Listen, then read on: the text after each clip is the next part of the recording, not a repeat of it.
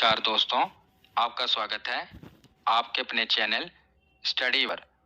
तो आज की इस वीडियो में हम भारत में कृषि से संबंधित जो भी महत्वपूर्ण तथ्य हैं और जो भी प्रश्न बनते हैं उन्हें कवर करेंगे। हम इस एक ही वीडियो में भारत में कृषि से संबंधित जितने भी महत्वपूर्ण तथ्य हैं उन्हें कवर करेंगे। तो ये वीडियो आपके लिए काफ़ी इम्पोर्टेंट होने वाली है। आप इसे पूरा एंड तक जरूर देखना और लास्ट में हम प्रीवियस ईयर क्वेश्चन भी लगाएंगे। तो आज आपको बहुत कुछ नया सीखने को मिलेगा, इसलिए वीडियो को पूरा देखना। तो चलिए बिना देरी किए हुए वीडियो को शुरू करते हैं। तो चलिए वीडियो को शुरू करते हैं और एक एक करके भारत में कृषि से संबंधित जो भी महत्वपूर्ण तथ्य हैं उन्हें पढ़ते हैं। तो शुरुआत करते हैं कि भारत को एक कृषि प्रधान देश कहा जाता है। क्यों कहा जाता है? क्योंकि हमारे देश का जो इकोनॉमिक सर्वे है ये बताता है कि हमारे यहाँ की लगभग 55% जनसंख्या प्रत्यक्ष रूप से कृषि पर निर्भर है। इसीलिए भारत को एक कृषि प्रधान देश कहा जाता है। और अगर हम बात करें डाटा की, तो 1951 में कृषि की जो भागीदारी थी ये जीडीपी में थी लगभग 52%। और इकोनॉमिक सर्वे के डाटा के अनुसार 2019-20 में कृषि की जो भागीदारी थी जीडीपी में ये थी 17.8%। और लेटेस्ट डाटा के अनुसार 2020-21 में जो कृषि की भागीदारी है ये है लगभग 19.9%। अगर आप 1951 से इसका कंपैरिजन करें तो ये तो कम हुई है, पर जो इसकी पैदावार हुई है, मतलब कि जो भारत में अब पैदावार होती है ये 1951 के मुकाबले में कई गुना बढ़ चुकी है। प्रोडक्शन कई गुना बढ़ चुकी है, पर जीडीपी में इसकी भागीदारी कम हो चुकी है। इसका कारण ये है कि जो बाकी के क्षेत्र हैं उनकी भागीदारी पहले के मुकाबले कई गुना बढ़ चुकी है। इसलिए जो कृषि की भागीदारी है ये कम हो गई है। इसे आप ऐसे समझिए कि जो भारत की राष्ट्रीय आय है यानी कि नेशनल इनकम, इसमें 3 क्षेत्रों का आकलन किया जाता है। पहला है प्राथमिक क्षेत्र, जिसमें कृषि से संबंधित सभी चीजों का आकलन किया जाता है। दूसरा है द्वितीय क्षेत्र, जिसमें उद्योग यानी कि कंपनी हो गई, फैक्ट्री हो गई, उनको इसमें जोड़ा जाता है। और तृतीय क्षेत्र में यानी कि टेरिशरी सेक्टर में सर्विस सेक्टर होता है ये, यानी कि सेवा से संबंधित जो चीजें होती हैं उनका आकलन तृतीय क्षेत्र में किया जाता है। जैसे डॉक्टर हो गए वो आपको सर्विस प्रोवाइड करते हैं, वकील हो गए वो आपको सर्विस प्रोवाइड करते हैं, तो इनका आकलन तृतीय क्षेत्र में किया जाता है। तो आज़ादी के बाद से ही जो ये सेकेंडरी सेक्टर है और टेरिशरी सेक्टर यानी कि द्वितीय क्षेत्र और तृतीय क्षेत्र का योगदान हमारी जीडीपी में कृषि के मुकाबले कई गुना बढ़ गया, जिस कारण आज हम देख रहे हैं कि जो कृषि का योगदान है ये लगभग है 19%। और जो द्वितीय क्षेत्र है इसका योगदान कितना है, तो लगभग 26%। और तृतीय क्षेत्र यानी कि जो सर्विस सेक्टर है इसका योगदान भारत की जीडीपी में सबसे ज्यादा है। कितना? 55%। अगर ये प्रश्न पूछा जाए कि भारत की जीडीपी में सबसे ज्यादा योगदान किस क्षेत्र का है, तो ये है तृतीय क्षेत्र का। तो मैंने जीडीपी एनएनपी पर जो वीडियो है बनाई हुई है, अगर आपने वो वीडियो नहीं देखी तो मैं आई बटन में उसका लिंक दे दूंगा। मैंने वहाँ पर डिटेल में एग्जाम्पल के साथ आपको समझाया है कि नेशनल इनकम क्या होती है, जीडीपी कैसे कैलकुलेट होती है, एनएनपी कैसे कैलकुलेट होती है। आप उस वीडियो को जरूर देख लेना। तो आगे देखते हैं, जो भारत में कृषि है 55% कृषि क्षेत्र भारत में मानसून पर निर्भर है और लगभग 45% क्षेत्र सिंचित है। सिंचित क्या मतलब होता है कि जहां पर वर्षा ना होने पर भी पानी की उपलब्धता हो उसे सिंचित कहते हैं। अगर वर्षा ना हो तब भी वहां सिंचाई की व्यवस्था हो उसे सिंचित क्षेत्र कहते हैं। पर जो भारत में लगभग 55% कृषि क्षेत्र है ये मानसून पर निर्भर है, यानी कि वहां का किसान बारिश पर निर्भर है। इसीलिए आप देखते हैं कि कई बार क्या होता है, काफ़ी बारिश हो जाती है, तब भी किसानों की फसल बर्बाद हो जाती है। और बारिश ना हो, सूखा पड़ जाए, तब भी किसानों की फसल बर्बाद हो जाती है। यानी उनको दोहरी मार झेलनी पड़ती है, क्योंकि वो मानसून पर निर्भर हैं। इसीलिए भारतीय कृषि को मानसून का जुआ भी कहते हैं, क्योंकि यहाँ का जो किसान है, अधिकतर किसान मानसून पर निर्भर हैं, बारिश पर। इसीलिए तो आगे देखते हैं कि भारतीय किसान 60 से 65% खाद्यान्न फसलें उगाता है और 35 से 40% वाणिज्यिक फसलें उगाता है। वाणिज्यिक फसलें यानी कि कमर्शियल क्रॉप, जिनको मार्केट में बेचकर मुनाफा कमाया जाता है। और खाद्यान्न फसलें यानी कि खाने पीने वाली वस्तुएं, जैसे कि गेहूं, चावल, ये सब खाद्यान्न फसलें हैं। और वाणिज्यिक फसलें जैसे कि कपास, जिसका धागा बनेगा और उसका कपड़ा बनेगा, जूट, तो ये सब क्या है, ये वाणिज्यिक फसलें हैं, जिनको बेचकर किसान मुनाफा कमाता है। पर भारतीय किसान ये लगभग 35 से 40% ही वाणिज्यिक फसलें उगाता है और वो ज्यादातर 60 से 65% खाद्यान्न फसलें उगाता है। क्यों? क्योंकि जो आज भी हमारा गरीब किसान है, ये 2 वक्त की रोटी के लिए अनाज उगाता है। और वो फसलें इसलिए नहीं उगाता कि उनको बेचकर मुनाफा कमाए, बल्कि अपने परिवार के एक साल भर के लिए भरण पोषण के लिए खेती करता है। तो इसलिए भारतीय किसान की जो हालत है वो दयनीय है, वो गरीब है। इसलिए वो ज्यादातर खाद्यान्न फसलें उगाता है, ताकि वो अपने परिवार का भरण पोषण कर सके और 2 वक्त की रोटी का इंतजाम कर सके। और लगभग 35 से 40% ही किसान वाणिज्यिक फसलें उगाता है, जिनसे वो मार्केट में बेचकर मुनाफा कमा सके, जैसे कपास, जूट, गन्ना, ये सब वाणिज्यिक फसलें हैं। तो आगे हम कुछ डाटा देख लेते हैं, जो कि आपके एग्जाम के लिए महत्वपूर्ण है। तो भारत में कुल क्षेत्रफल का लगभग 51% पर कृषि हो सकती है। यानी कि भारत के कुल क्षेत्रफल का 51% जो जमीन है वो कृषि के लायक है। और 21% पर भारतीय क्षेत्रफल में वन है और 24% भूमि पर बंजर भूमि है, जहां पर फसलें नहीं उगाई जा सकती। और 4% भूमि चारगाह है, यानी कि जानवरों के चरने के लिए। तो भारत के कुल क्षेत्रफल का 51% पर कृषि है, 21% पर वन है और 24% पर बंजर भूमि है और 4% भूमि चारागाह है, याद रखिएगा। तो आगे देखते हैं भारत के कृषि जलवायु क्षेत्र। आपको पता होगा कि जो पौधे होते हैं, ये एक प्रकार की विशिष्ट जलवायु में ही उगते हैं।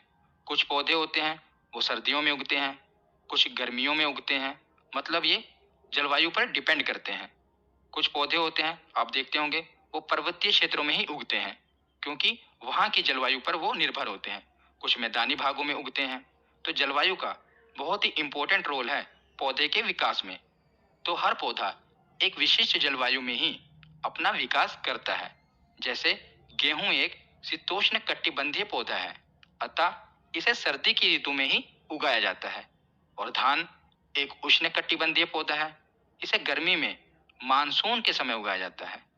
तो जलवायु के आधार पर योजना आयोग ने भारत को कुल 15 कृषि जलवायु क्षेत्र में विभाजित किया है। तो याद रखिएगा कि भारत को कितनी कृषि जलवायु क्षेत्र में विभाजित किया गया है। तो 15 कृषि जलवायु क्षेत्र में विभाजित किया गया है। ये आप देख रहे हैं, ये कुल 15 कृषि जलवायु क्षेत्र हैं, जिनमें भारत को विभाजित किया गया है। जैसे पश्चिमी हिमालय भाग, पूर्वी हिमालय भाग, कुछ द्वीप द्वीप भाग हैं, कुछ मैदानी भाग हैं। ये आपकी परीक्षा में नहीं पूछे जाते कि कौन कौन से भाग हैं, बस यही पूछा जाता है कि कितने भागों में विभाजित किया गया है। फिर भी अगर आप पढ़ना चाहें तो आप अपनी नॉलेज के लिए इन्हें पढ़ सकते हैं। तो अब हम देखते हैं भारतीय कृषि के समक्ष कुछ समस्याएं, यानी कि भारतीय कृषि के सामने क्या क्या प्रॉब्लम्स हैं। सबसे पहली समस्या है मानसून पर अत्यधिक निर्भरता। ये तो अभी हमने पीछे पढ़ा ना कि 55% कृषि क्षेत्र मानसून पर निर्भर है। जब इतना बड़ा क्षेत्र मानसून पर निर्भर है, तो इसीलिए भारतीय कृषि को मानसून का जुआ कहा गया है। क्योंकि जो यहाँ का किसान है, ये ज्यादातर बारिश पर डिपेंड है। और क्या होता है, कई बार हमारे भारत में अत्यधिक वर्षा हो जाती है, जिस कारण जो हमारे किसान हैं उनकी फसलें बर्बाद हो जाती है। और कई बार क्या होता है, जितनी बारिश होनी चाहिए उतनी भी बारिश नहीं होती, जिस कारण अकाल जैसी यानी कि सूखे जैसी हालत हो जाती है। इसीलिए भारतीय किसान की जो हालत है ये काफ़ी दयनीय है, क्योंकि जो अभी भी हम जो हमारी कृषि है ये मानसून पर निर्भर है, और जो सिंचाई की व्यवस्था है ये लगभग 45% क्षेत्रों पर ही है, जिस कारण भारतीय जो कृषि है इसको मानसून का जुआ कहा गया है। ये क्वेश्चन पूछा जाता है कि मानसून का जुआ किसे कहा जाता है, तो ये भारतीय कृषि को कहा जाता है, क्योंकि मानसून पर अत्यधिक निर्भर है हम इसलिए। अगली समस्या है कृषि का अशिक्षित एवं परंपरावादी होना।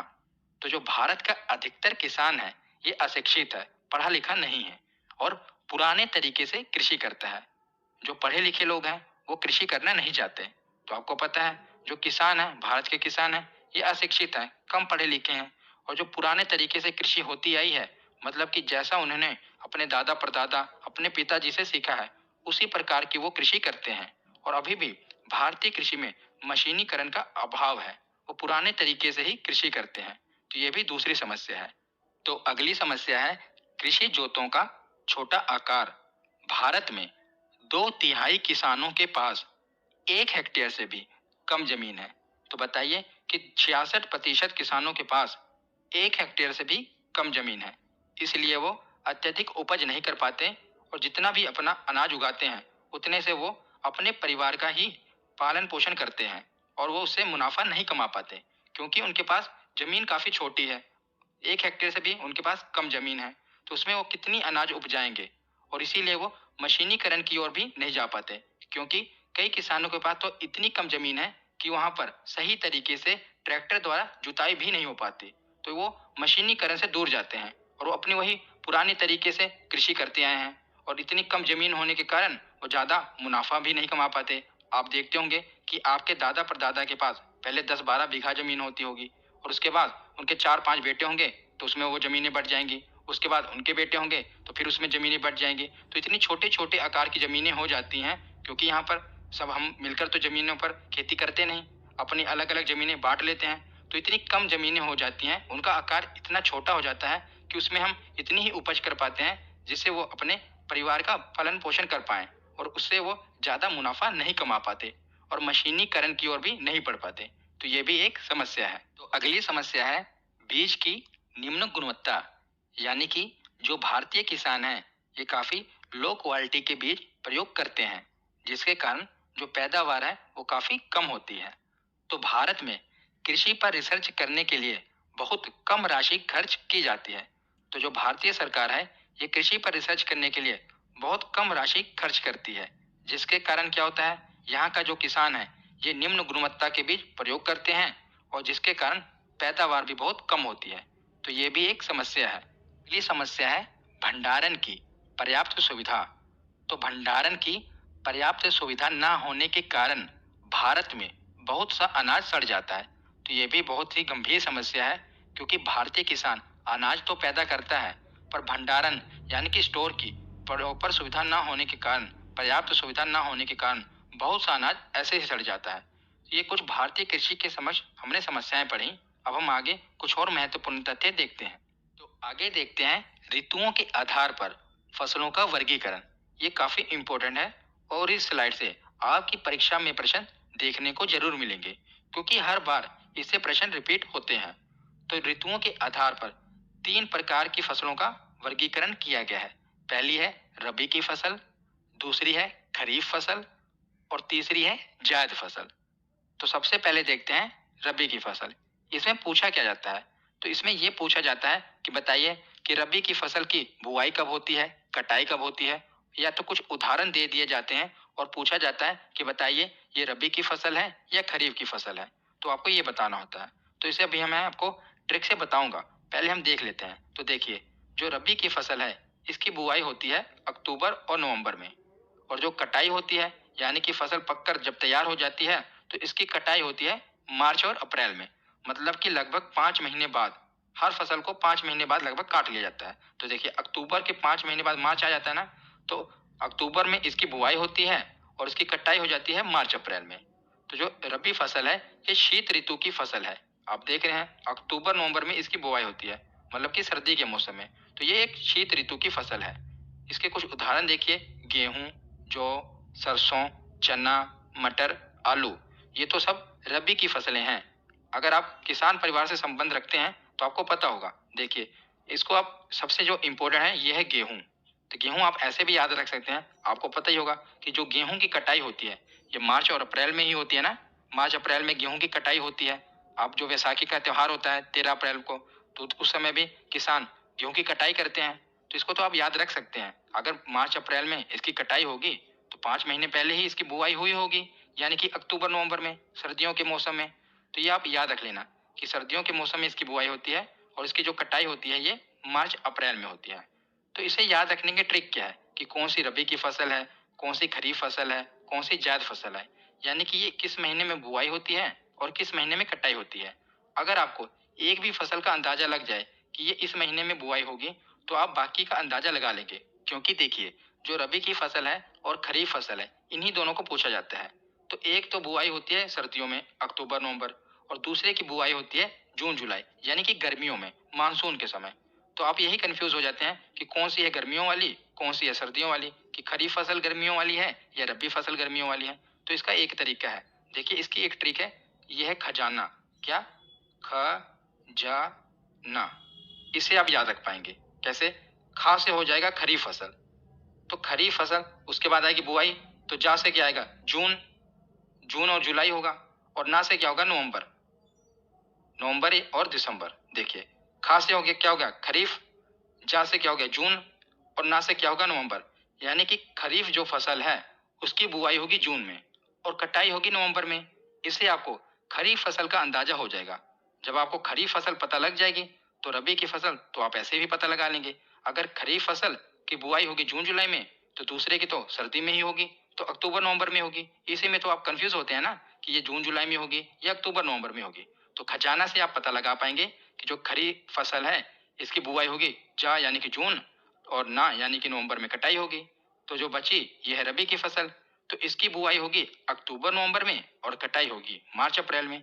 तो आशा करता हूँ इस ट्रिक से आपको फायदा होगा और आप पता लगा पाएंगे। ये बहुत ही अच्छी ट्रिक है जिससे आप एग्जाम में ये पता लगा पाएंगे कि खरीफ की फसल की बुआई कब होती है। इसको आप पता लगा लेंगे तो रबी की फसल की बुआई भी आप आसानी से पता लगा पाएंगे। जो खरीफ की फसल है ये मुख्य रूप से मानसून ऋतु की फसल है। क्यों? क्योंकि जून और जुलाई में मानसून आता है ना, इसीलिए हम इसे मानसून ऋतु की फसल कहते हैं। और रबी की फसल ये सर्दी वाली फसल थी, तो इसे हम शीत ऋतु की फसल कहते हैं। तो खरीफ फसल के कुछ उदाहरण देख लेते हैं। देखिए, दो प्रमुख उदाहरण हैं रबी और खरीफ के, ये याद रखना। तो गेहूं और धान ये काफी बार एग्जाम में पूछा जाता है, तो इसे आप याद रखिएगा। तो मैंने आपको बताया ना कि आपको ये तो पता ही होगा कि जो गेहूं की फसल की कटाई है ये मार्च और अप्रैल के महीने में होती है। तो मार्च और अप्रैल से ही आप याद रख पाएंगे कि मार्च और अप्रैल में तो रबी की ही फसल की कटाई होती है। क्योंकि खजाना से हमने पढ़ा ना कि खजाना यानी कि खरीफ फसल की जो कटाई होती है वो नवंबर दिसंबर में होती है। तो जो गेहूं की है ये तो मार्च अप्रैल में होती है। तो बच्चा जो धान है वो नवंबर दिसंबर में ही कटेगा। तो ये खरीफ फसल है, इसे आप थोड़ा याद रखना कि जो गेहूं है ये रबी की फसल है और धान खरीफ फसल है। तो खरीफ फसलों के और भी कुछ उदाहरण देख लेते हैं, जैसे कि धान, बाजरा, कपास, जूट, गन्ना, मक्का, उड़द। ये सब कुछ प्रमुख उदाहरण है खरीफ फसलों के। और जो रबी के हमने पढ़ ही लिए थे कि गेहूं, जौ, सरसों, चना, मटर, आलू, ये रबी की फसल के उदाहरण है। तो रबी की फसल और खरीफ फसल के बाद देखते हैं जायद फसल। तो जो जायद फसल की बुआई होती है ये मार्च महीने में होती है और कटाई जून में होती है, यानी गर्मी में ही इसकी बुआई और कटाई हो जाती है। तो जायद फसल रबी तथा खरीफ फसल के बीच के सूखे मौसम में उगाई जाती है। तो जो रबी की फसल और खरीफ की फसल के बीच का जो समय होता है, सूखा का मौसम होता है, यानी कि जो गर्मी का महीना होता है, उसमें ये फसल उगाई जाती है। क्योंकि ये हमारे शरीर में पानी की आपूर्ति करते हैं। जैसे कि तरबूज हो गया, खरबूजा हो गया, इनमें पानी की मात्रा अधिक होती है ना, ककड़ी हो गया, खीरा हो गया। तो ये सूखे के मौसम में उगाई जाती हैं। तो तीनों फसलों के उदाहरण आप याद रखना, और ये भी याद रखना कि कब बुआई होती है, कब कटाई होती है। तो वो एक ही ट्रिक से आप रिलेट कर लेना, रबी की फसल, खरीफ की फसल और जायद फसल। तो ऋतुओं के आधार पर फसलों का वर्गीकरण हमने देख लिया। अब हम देखते हैं कृषि के कुछ महत्वपूर्ण प्रकार जो कि महत्वपूर्ण है। तो सबसे पहला है फसल चक्र, जिसे इंग्लिश में कहते हैं क्रॉप रोटेशन। तो पहले इसकी डेफिनेशन देख लेते हैं क्या होती है। कि भूमि के किसी भाग से योजनाबद्ध रूप से बदल बदल कर फसल प्राप्त करना फसल चक्र कहलाता है। इससे क्या होता है, मिट्टी की उर्वरता बढ़ती है। तो फसल चक्र बहुत ही महत्वपूर्ण होता है किसानों के लिए। इससे क्या होता है, उनकी मिट्टी की जो उर्वरता होती है वो भी बढ़ती है, और जो फसलों का जो पैदावार होती है वो भी बढ़ती है, प्रोडक्शन भी बढ़ती है। तो कृषि वैज्ञानिक क्या सुझाव देते हैं कि पहले अगर हम अधिक खाद चाहने वाली फसलें उगा रहे हैं, तो उसके बाद हमने क्या करना चाहिए कि कम खाद चाहने वाली फसलें उगानी चाहिए, जिसमें कम खाद लगे। अगर पहले हम अधिक पानी वाली फसलें उगा रहे हैं, जिनको पानी की बहुत ज़रूरत होती है, तो उसके बाद दूसरी फसल में हमने क्या करना चाहिए कि कम पानी चाहने वाली फसलों को उगाना चाहिए। जिससे क्या होगा, जो मिट्टी की उर्वरता है ये बढ़ेगी, कम नहीं होगी। अगर हम बार-बार एक ही तरह की फसल उगाएँगे, तो इससे क्या होगा कि जो मिट्टी की उर्वरता है ये काफ़ी कम होगी। और अगर हम योजनाबद्ध तरीके से बदल-बदल कर फसलों को, यानी कि रोटेट करके फसलों को उगाएँगे, तो इससे मिट्टी की उर्वरता बढ़ती है। तो याद रखिए। अगली देखते हैं अनुबंध कृषि, यानी कि कॉन्ट्रैक्ट फार्मिंग। ये आजकल काफ़ी चर्चा में है, इसलिए ध्यान से सुनिएगा। तो कॉन्ट्रैक्ट फार्मिंग खेती करने की एक ऐसी प्रक्रिया है जिसमें किसान और कॉन्ट्रैक्टर के बीच एक कॉन्ट्रैक्ट साइन होता है। और कॉन्ट्रैक्ट फार्मिंग में कॉन्ट्रैक्टर किसान की जमीन का उपयोग फसल की पूर्व निर्धारित कीमत पर अपने अनुसार खेती करने के लिए करता है। तो इसे आप एक उदाहरण से समझिए कि अनुबंध कृषि क्या होती है। इसमें क्या होता है कि कॉन्ट्रैक्टर और फार्मर, यानी कि किसान के बीच एक समझौता हो जाता है। समझौते में क्या होता है कि जो कॉन्ट्रैक्टर होता है, मान लीजिए उसकी चिप्स की कंपनी है और उसे किसान से आलू चाहिए, तो वो कहेगा कि आप अपने खेत में आलू उगाइए और मुझे आपसे आलू चाहिए, और मैं आपको आलू की कीमत वो पहले ही डिसाइड कर देगा, यानी कि पूर्व निर्धारित कीमत, कि मैं आपसे मान लीजिए 10 रुपए किलो आलू खरीदूंगा। तो किसान को क्या करना होगा, अपने खेत में आलू उगाना पड़ेगा, क्योंकि उनका समझौता हो गया। और वो उस आलू को उस कॉन्ट्रैक्टर को ही बेचेगा, और जितनी पूर्व निर्धारित कीमत है उतने पर ही बेचेगा। मान लीजिए कि मार्केट में 12 रुपए प्रति किलो आलू की कीमत चल रही है, पर अगर किसान ने 10 रुपए पर समझौता कर लिया, तो उसे 10 रुपए पर ही बेचना पड़ेगा। अगर मान लीजिए मार्केट में 8 रुपए कम कीमत हो, तब भी वो जो किसान है वो 10 रुपए पर ही बेचेगा। मतलब कि जो पूर्व निर्धारित कीमत है उतने पर ही वो अपनी जो कृषि खेती की गई है आलू को बेचेगा, और सारा का सारा आलू उसी कॉन्ट्रैक्टर को बेचेगा जिसके साथ उसका समझौता हुआ है। तो ये होती है कॉन्ट्रैक्ट फार्मिंग, जिसमें पहले ही कीमत डिसाइड कर ली जाती है और कॉन्ट्रैक्ट साइन हो जाता है किसान से कि उसकी आवश्यकता अनुसार, यानी कि कॉन्ट्रैक्टर की आवश्यकता अनुसार आप फसल उगाओ, और आपको पूर्व निर्धारित कीमत पर आपकी फसल का भुगतान कर दिया जाएगा। तो ये है अनुबंध कृषि। तो आगे देखते हैं कार्बनिक कृषि, यानी कि ऑर्गेनिक फार्मिंग। तो ये भी काफी इंपॉर्टेंट है ऑर्गेनिक फार्मिंग, और बहुत ही महत्वपूर्ण है। तो ऑर्गेनिक फार्मिंग क्या होती है? तो कार्बनिक खेती उसे कहा जाता है जो खेती बिना किसी रासायनिक खाद, कीटनाशकों के बिना की जाती है, और जिसमें सिर्फ जैविक खाद, यानी कि जिसमें गोबर का प्रयोग कर लिया जाए, गोबर की खाद का, सिर्फ जैविक खाद का ही प्रयोग किया जाता है। इसमें किसी रासायनिक खाद का प्रयोग नहीं किया जाता। उसे ऑर्गेनिक फार्मिंग कहते हैं। तो ऑर्गेनिक फार्मिंग का एक एग्जांपल आप बताइए कि भारत का कौन सा राज्य है जो सबसे पहले जैविक राज्य बन चुका है, यानी कि वो पूर्ण रूप से जैविक खेती करता है। तो यह है सिक्किम। सिक्किम भारत का पहला राज्य है जो पूर्ण रूप से ऑर्गेनिक फार्मिंग करता है, वो कार्बनिक कृषि करता है। तो आगे हम देखते हैं झूम कृषि। ये बहुत महत्वपूर्ण है, एग्जाम में बहुत बार पूछा जाता है झूम कृषि के बारे में, इसलिए ध्यान से सुनिएगा। तो झूम कृषि को इंग्लिश में कहते हैं स्लैश एंड बर्न फार्मिंग। तो यह कृषि प्राय पूर्वोत्तर राज्यों में की जाती है, यानी कि नॉर्थ ईस्ट जो राज्य हैं वहां पर की जाती है, जिसमें पहले पेड़ पौधों को काट दिया जाता है और वहां पर कृषि की जाती है। और जब वहां की मिट्टी की उर्वरता खत्म हो जाए, तब आगे पेड़ पौधों को काटकर उन पर कृषि की जाती है। इसलिए इस कृषि को स्थानांतरित कृषि भी कहते हैं। तो इसमें क्या होता है, जो नॉर्थ ईस्ट राज्य है वहां पर आपको पता है पहाड़ पर्वत है, तो वहां पर क्या होता है, जैसे ये पहाड़ है, तो यहाँ पर पहले जो पेड़ पौधे लगे हैं तो वो क्या करेंगे, इनको काट देंगे और यहाँ पर कृषि करेंगे। कृषि करेंगे तो कुछ 1-2 सालों के बाद क्या होगा, यहाँ की जो मिट्टी है यहाँ की उर्वरता खत्म हो जाएगी और मिट्टी काफी अम्लीय हो जाती है नॉर्थ ईस्ट राज्यों में। तो उसके बाद क्या करेंगे, वो जो आगे के पेड़ पौधे हैं, जो आगे पेड़ पौधे हैं इनको काट देंगे, तो यहाँ पर कृषि करने लगेंगे। तो कुछ साल बाद यहाँ की उर्वरता कम हो जाएगी, तो आगे मतलब वो स्थानांतरित करते रहते हैं। इसी को झूम कृषि कहा जाता है, स्लैश एंड बर्न फार्मिंग। पहले यहाँ के पेड़ पौधे काटेंगे, उनको आग लगाएंगे, तो यहाँ पर खेती करेंगे, फिर आगे के पेड़ पौधे काटेंगे, वहां पर खेती करेंगे। तो इस प्रकार ये इस कृषि को स्थानांतरित कृषि कहते हैं। तो एग्जाम में पूछा जाता है कि स्थानांतरित कृषि किसे कहा जाता है, तो झूम कृषि को कहा जाता है, याद रखिएगा। तो अगला प्रकार देखते हैं सीढ़ी नुमा कृषि, यानी कि टेरेस फार्मिंग। तो सीढ़ीदार खेत पर्वतीय या पहाड़ी प्रदेशों की ढलवां भूमि पर कृषि के उद्देश्य से विकसित क्षेत्रों को कहते हैं और इन प्रदेशों में पहाड़ों की ढलानों पर सीढ़ियों के आकार के छोटे छोटे खेत विकसित किए जाते हैं जो मृदा अपरदन और बारिश के पानी को बहने से रोकने में सहायक होते हैं। तो जैसा कि आप इमेज में देख रहे हैं, इसी को कहते हैं सीढ़ी नुमा कृषि।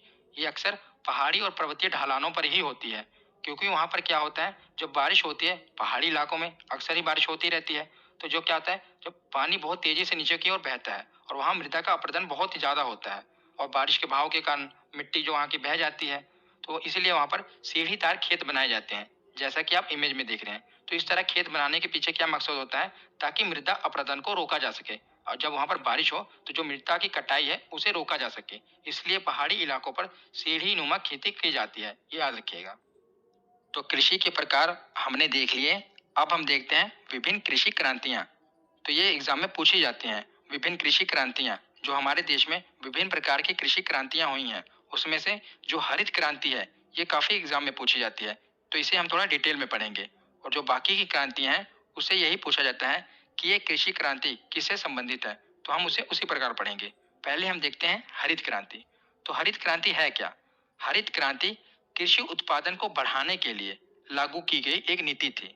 इसके तहत अनाज उगाने के लिए प्रयुक्त पारंपरिक बीजों के स्थान पर जो उन्नत किस्म के बीजों का प्रयोग किया गया था, यानी कि उन्नत किस्म के बीजों का प्रयोग किया गया था कृषि की पैदावार को बढ़ाने के लिए, उसी को हरित क्रांति कहा गया। तो आप देख रहे हैं कि जो हरित क्रांति है उसको मैंने दो भागों में बांटा है। तो जो ये लेफ्ट साइड में है, ये वाली हरित क्रांति विश्व की है और ये भारतीय हरित क्रांति है।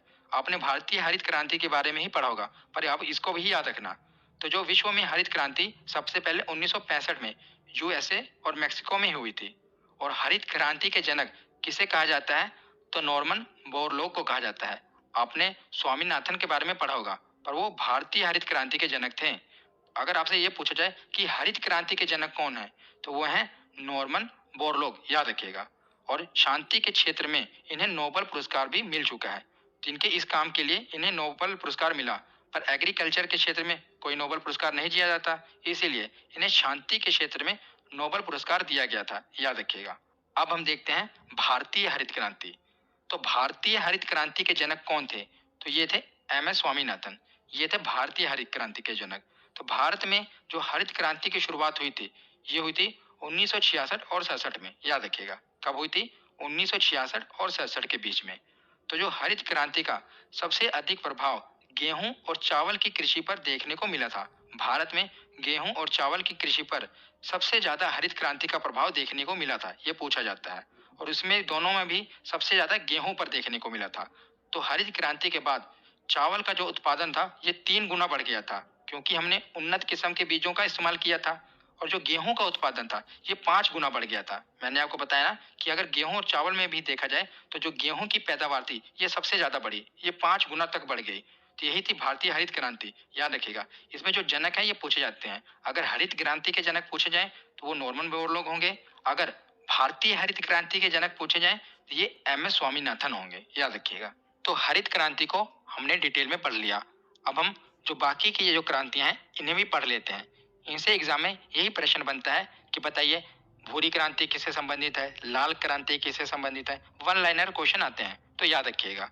और अभी जो आरआरबी एनटीपीसी के एग्जाम हुए थे, उसमें बहुत से क्वेश्चन इससे आए थे कि बताइए गोल क्रांति किससे संबंधित है, रजत क्रांति आपने देखे होंगे, इसीलिए ध्यान से सुनिएगा। और बहुत ही आसान है, एक बार आप वीडियो में देख लीजिए, उसके बाद जब आप नोट्स बना लेंगे और उसकी रिवीजन करेंगे तो आपको याद हो जाएगा। बहुत आसान है, मुश्किल नहीं है। तो जो हरित क्रांति है, ये हमने पढ़ लिया। ये खाद्यान्न उत्पादन से संबंधित है। दूसरी है श्वेत क्रांति, और ये है दुग्ध उत्पादन से संबंधित, यानी कि दूध उत्पादन से संबंधित। श्वेत क्रांति आने के बाद भारत में दूध का उत्पादन काफी बढ़ गया। तो जिस प्रकार हमने पढ़ा कि हरित क्रांति के जनक कौन थे, तो वो स्वामीनाथन थे। भारत में हरित क्रांति की बात कर रहा हूं मैं। उसी प्रकार जो श्वेत क्रांति है, इसके जनक कौन थे? तो ये थे डॉक्टर वर्गीस कुरियन।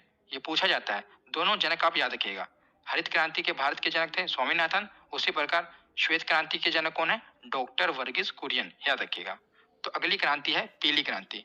तो ये किससे संबंधित है? तिलहन उत्पादन, यानी कि जो तेल वाली फसलें हैं, सरसों का तेल हो गया, ये सब किससे संबंधित है? तिलहन उत्पादन से, यानी कि पीली क्रांति। तो ये तो आप रिलेट कर लेंगे ना, पीली क्रांति, तेल वगैरह पीले होते हैं, सरसों का तेल आपने देखा होगा, तो ये याद रख लेंगे। उसी प्रकार आगे देखते हैं भूरी क्रांति। तो ये उर्वरक उत्पादन से संबंधित है, यानी कि जो रासायनिक खाद्य हैं उनसे संबंधित है भूरी क्रांति। उसके बाद अगली क्रांति है नीली क्रांति। ये मत्स्य उत्पादन, यानी कि मछलियों के उत्पादन से संबंधित है। तो जो मछलियां होती हैं ये समुद्र में होती है ना, समुद्र का पानी देखने में नीला लगता है, तो उससे आप रिलेट करना, ये नीली क्रांति है, मत्स्य उत्पादन से संबंधित। अगली है लाल क्रांति। ये टमाटर और मांस उत्पादन से संबंधित है, ये दोनों लाल कलर के ही होते हैं, तो इसे तो आप याद रख पाएंगे। तो अगली क्रांति है गुलाबी क्रांति। ये झींगा मछली उत्पादन से संबंधित है।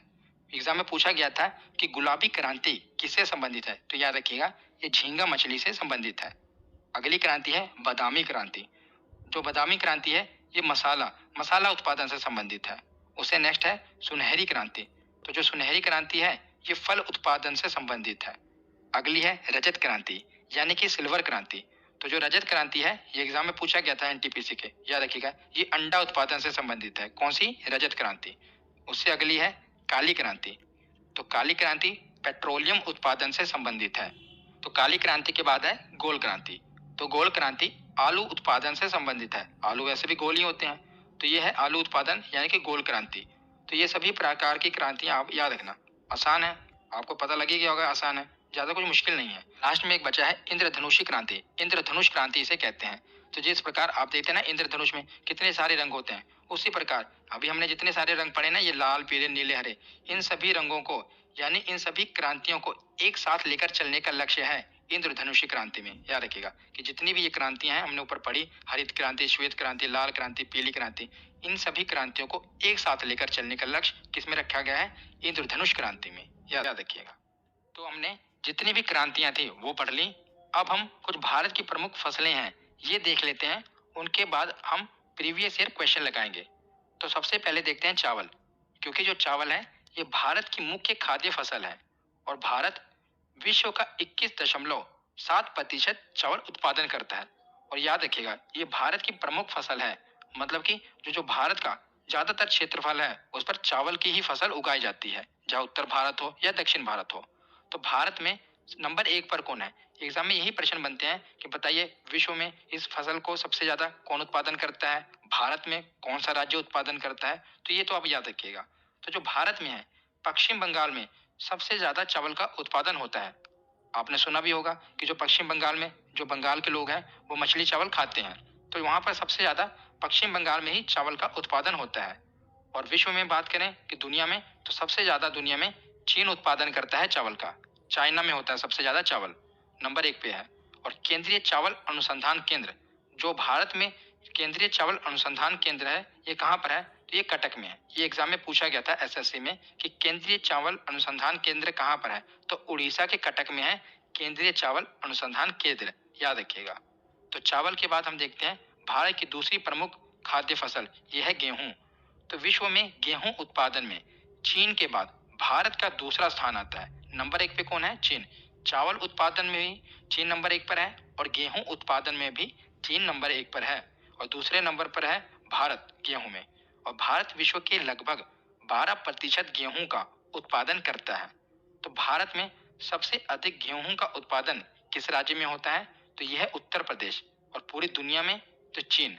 और याद रखिएगा कि अगर ये पूछ लिया जाए कि प्रति हेक्टेयर उत्पादन में कौन नंबर 1 पे आता है, यानी कि प्रति हेक्टेयर कौन सबसे ज्यादा गेहूं उत्पादन करता है भारत में, तो ये पंजाब में सबसे ज्यादा उत्पादन होता है प्रति हेक्टेयर के हिसाब से। बाकी राज्यों के मुकाबले देखा जाए तो प्रति हेक्टेयर में पंजाब सबसे अधिक उत्पादन करता है। पर अगर टोटलिटी में देखा जाए कि सबसे ज्यादा कौन उत्पादन करता है, तो ये उत्तर प्रदेश है और प्रति हेक्टेयर में पंजाब। ये दोनों ही याद रखिएगा। तो आगे और भी हम कुछ फसलें देखते हैं। अब हम देखते हैं कि उत्तर प्रदेश का पहला स्थान किन किन फसलों में है। तो एक तो गेहूं हमने पीछे देख लिया, दूसरा है गन्ना। गन्ना जो है सबसे ज्यादा उत्तर प्रदेश में ही उगाया जाता है, वहीं पर उसका उत्पादन होता है। और तीसरा है आलू और मसूर। तो ये 4 चीजों में उत्तर प्रदेश नंबर 1 पे है। ये प्रमुख फसलें मैं कुछ बता रहा हूँ जिसमें नंबर 1 पर है उत्तर प्रदेश। गेहूं, गन्ना, आलू और मसूर। याद रखिएगा। गेहूं तो हमने पढ़ ही लिया, गन्ना आपको याद रहेगा ही, और आलू और मसूर और याद रख लीजिएगा। उसके बाद देखते हैं राजस्थान का कुछ पहला स्थान। तो राजस्थान में बाजरा, ये तो बहुत महत्वपूर्ण है कि जो बाजरा है नंबर 1 पे है राजस्थान। राजस्थान में ही सबसे ज़्यादा बाजरा उगाया जाता है। उसके बाद है सरसों। सरसों और बाजरा ये दोनों में राजस्थान का पहला स्थान है। तो ये दोनों याद रखिएगा। तो उत्तर प्रदेश और राजस्थान की फसलों के बाद और हम कुछ फसलें देख लेते हैं। इनसे यही प्रश्न बनता है कि बताइए विश्व में नंबर 1 पर कौन है और भारत में कौन सा राज्य सबसे ज़्यादा उत्पादन करता है। तो मैंने जैसे ये लिखा है रबड़। इस साइड मैंने लिखा है कि विश्व में कौन है और इस साइड मैंने लिखा है कि भारत में कौन सा राज्य है।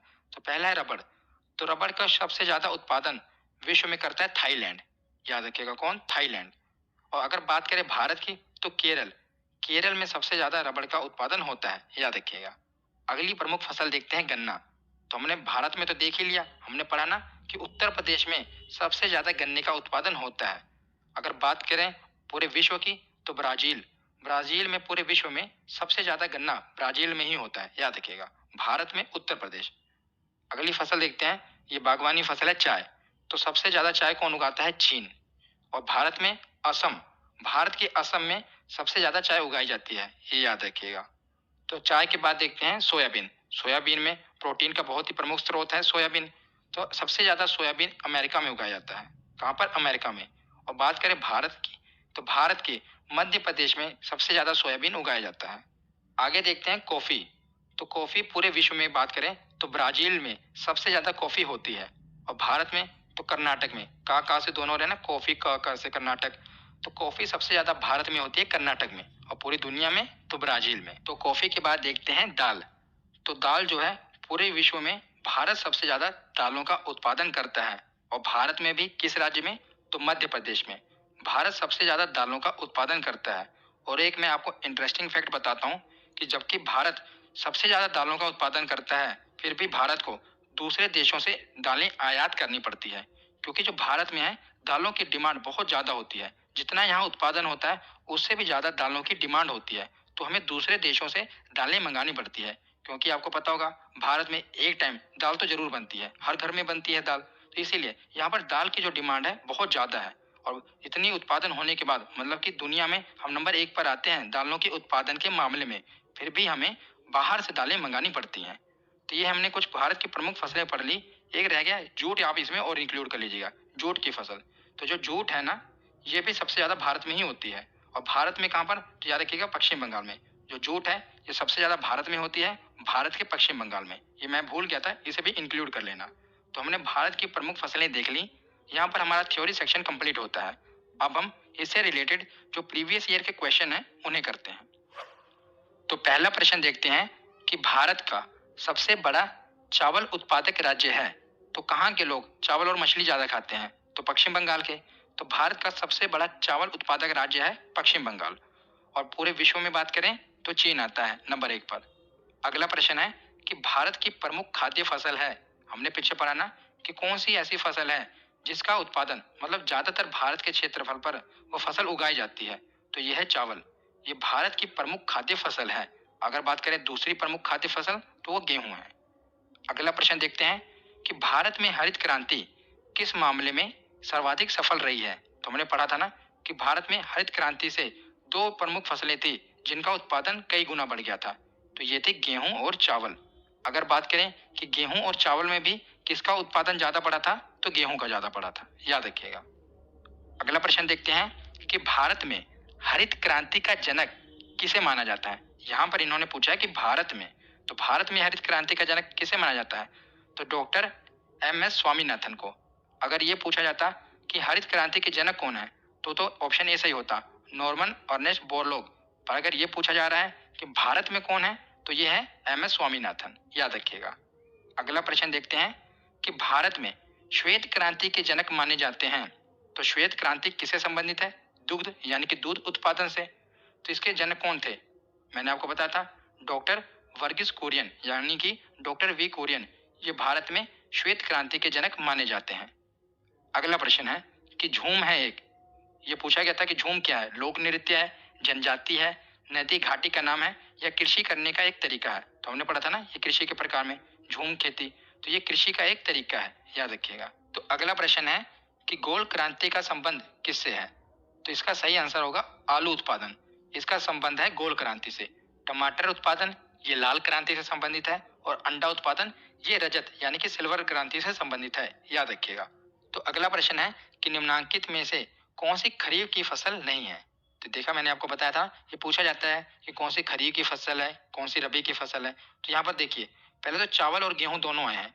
इसमें से एक तो खरीफ की फसल होगी और एक रबी की फसल होगी। तो हमसे ये पूछा गया है कि खरीफ की फसल नहीं है। तो हमने पढ़ा था खजाना, खजाना यानी कि जो गेहूं है, ये तो हमने पढ़ा था कब काटा जाता है, मार्च अप्रैल में काटा जाता है। पर जो खजाने में यानी कि खरीफ में आ रही है, ये नवंबर में कटाई होगी। तो ये तो गेहूं ही होगा इसका सही जवाब, क्योंकि इसकी तो मार्च अप्रैल में कटाई होती है और जो बाकी की फसलें हैं, इनकी कटाई नवंबर दिसंबर में ही हो जाती है। तो गेहूं खरीफ की फसल नहीं है, ये किसकी फसल है, ये रबी की फसल है, याद रखिएगा। अगला प्रश्न है कि भारत में प्राकृतिक रबड़ का सबसे अधिक उत्पादन किस राज्य में होता है। तो ये केरल में होता है। और बात करें पूरी दुनिया की, तो थाईलैंड नंबर 1 पे है रबड़ के उत्पादन में, याद रखिएगा। तो अगला प्रश्न है कि श्वेत क्रांति का संबंध किससे है। तो हमने पढ़ा ना किससे है, तो दूध उत्पादन से इसका संबंध है और इसके जनक वर्गीज कुरियन है। अगला प्रश्न है कि भारत में किस खाद्य फसल का उत्पादन सबसे अधिक होता है। तो ये किसका सबसे अधिक होता है, तो चावल का उत्पादन सबसे अधिक होता है भारत में। तो आज का आखिरी प्रश्न है कि भारत के किस राज्य में गन्ने की खेती के अंतर्गत सबसे अधिक भूमि है। वो ये पूछना चाहता है कि बताइए भारत के किस राज्य में सबसे अधिक गन्ने का उत्पादन होता है। तो ये है उत्तर प्रदेश, यहाँ पर सबसे अधिक गन्ने का उत्पादन होता है। और बात करें पूरी दुनिया में, तो पूरी दुनिया में नंबर 1 पर कौन है, तो ब्राजील है गन्ने के उत्पादन के मामले में। तो आज की ये वीडियो यहीं पर खत्म होती है। कैसी लगी ये वीडियो कमेंट सेक्शन में जरूर बताना। धन्यवाद।